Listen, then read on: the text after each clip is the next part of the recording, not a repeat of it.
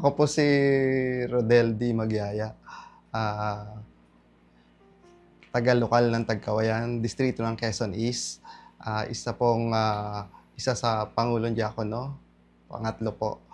At kasalukuyan pong isang punong guro sa mataas na paaralan dito sa Tagkawayan.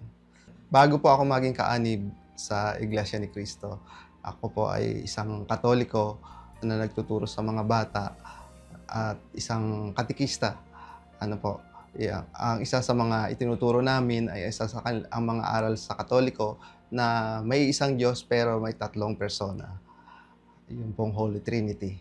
Bilang pong masiglang kaanib doon po sa barangay Kinatakutan ng Tagkawayan ay umiikot po kami sa barangay, hinihikayat ang mga kabataan na magpunta sa simbahan, magsimba. At ganoon din po, bagay may mga prosesyon, may mga activities po na pang-Katoliko, ay nanghihikayat po kami ng mga kabataan.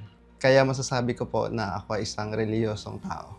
Nabago po yon mula ang aking pong mga tita sa part po ng nanay ko ay magsaliksik sa iba't ibang relihiyon.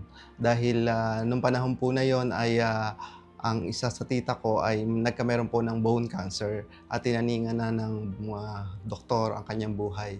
Kaya talaga pong sinearch nila ang kaligtasan. Ano po. At nung po yung 1983 at grade 3 pa lang po ako noon, sila po yung mga naging unang iglesia sa aming pamilya. Matagal pa po bago kami na anyayahan sa iglesia.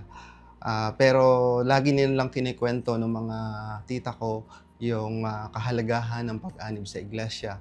Bakit sila natawag? Kaya po nung ako ay third year high school, ay talagang nagsumikap sila na kami ay maanyayahan nauna po sa mga pamamahayag at hanggang sa kami ay magpasyang mag-iglesia, kami pong mag-ina. Sa panahon po ng pakikinig ko sa mga aral ng Iglesia ni Cristo ay isa sa nagtumimo sa aking isipan ang aral na may isang tunay na Diyos at hindi po yung walang tatlong persona, na lubos ko pong sinampalatayanan at ang mga katotohanan iyon ay nakasulat naman po sa Biblia. Doon ko po lalong na-realize na ang mga itinuturo ko dati sa dati kong relihiyon ay wala po palang batayan sa Biblia. Natitiyak ko po na totoo ang aral na aming sinasampalatayanan sa loob ng iglesia dahil ang pinakabatayan po ay ang Biblia, na doon nakasulat ang mga aral ng ating Panginoon Diyos.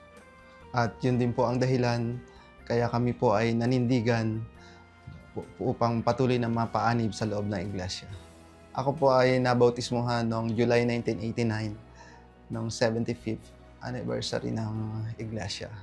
Ako po ay nangangako sa ating Panginoong Diyos na maglilingkod hanggang sa kamatayan. Ako po si kapatid na Rodel D. Magyaya, ikinararangal ko po na ako ay isang Iglesia ni Cristo.